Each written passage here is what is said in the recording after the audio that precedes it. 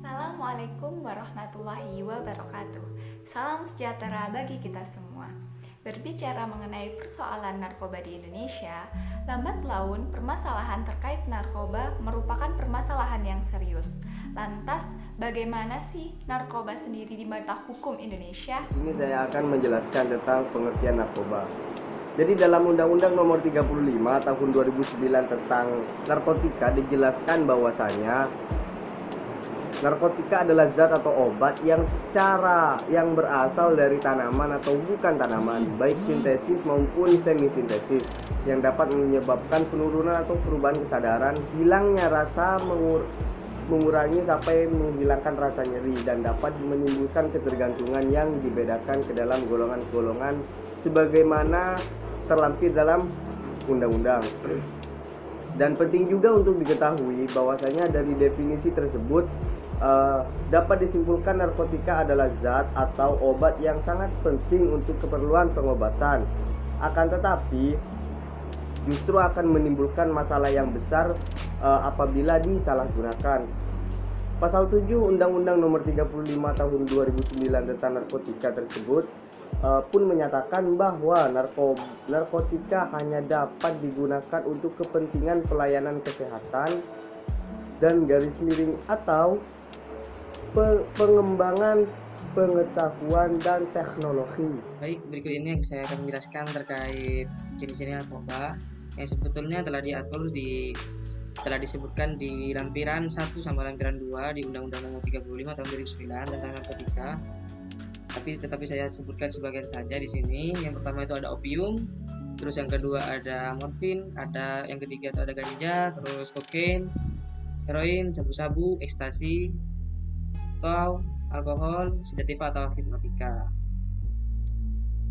Itu merupakan jenis-jenis narkoba yang terbagi di dalam Undang-Undang Nomor 35 Tahun 2009 itu terbagi ada golongan 1, golongan 2, dan golongan 3 sebagaimana telah disebutkan di lampirannya, lampiran 1 sama lampiran 2. Dan berikutnya terkait bahaya pemakaian narkoba.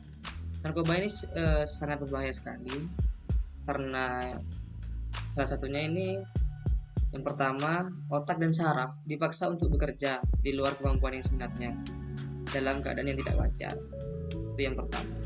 Yang kedua, peredaran darah dan jantung dikarenakan pengotoran darah oleh zat-zat berbahaya, zat-zat kimia, zat-zat adiktif yang mempunyai efek yang sangat keras. Akibatnya jantung dirangsang untuk bekerja di luar kewajiban. Terus yang berikutnya, pernapasan kita ini tidak akan bekerja dengan baik dan cepat lelah sekali. Terus ada lagi penggunaan lebih dari dosis yang dapat ditahankan oleh tubuh akan mendatangkan kematian secara mengerikan. Itu biasanya lebih sering di kasusnya jika kita mengonsumsi ekstasi.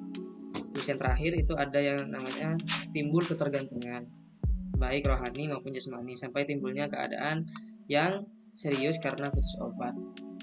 Selanjutnya yaitu penyebab terjadinya penyalahgunaan narkoba ada 3 hal. Yang pertama, adanya sindikat narkoba internasional yang berusaha untuk menembus tembok menghalang di negara tujuan untuk mencari keuntungan atau biasa disebut dengan faktor subversi. Yang kedua yaitu faktor lingkungan, ikut-ikutan teman atau terbawa arus pergaulan. Dan yang ketiga yaitu adanya permasalahan di dalam keluarga sehingga narkoba menjadi tempat pelarian. Kita menjelaskan mengenai pencegahan dan penanggulangan narkoba, yang mana di sini ada 3 cara sederhana dalam menanggulangi bencana narkoba, yaitu yang pertama, mencegah jauh lebih bermanfaat daripada mengobati.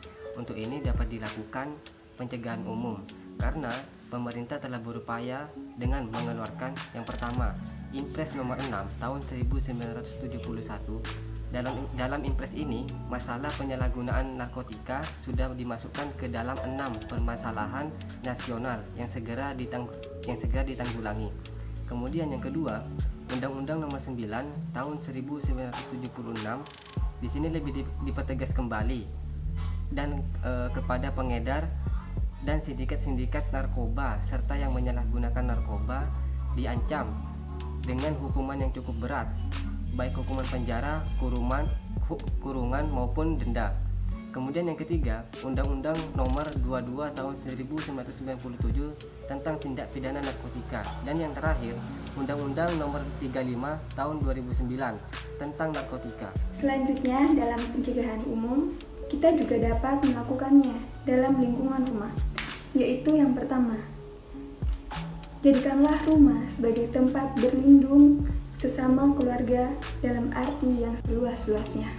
Yang kedua, jalin komunikasi yang baik antara keluarga, yaitu hubungan antara ayah, ibu, dan anak, untuk menciptakan keluarga yang harmonis, yang berarti saling menghormati dan saling memupuk rasa kasih sayang yang sedalam-dalamnya.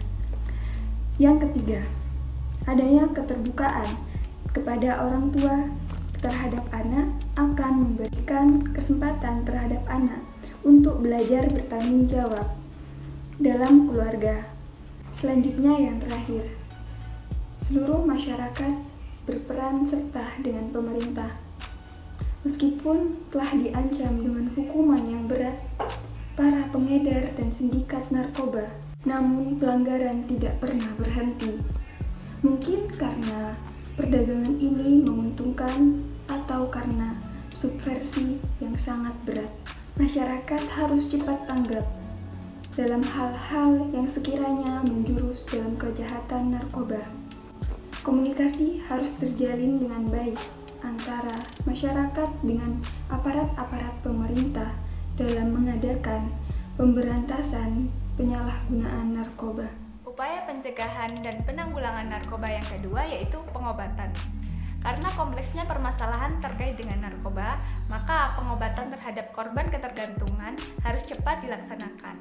Yang mana pengobatan terhadap korban ketergantungan tidak hanya mengenai detoksifikasi dan pengawasan, namun diperlukan juga evaluasi serta bimbingan psikiatri secara kontinu.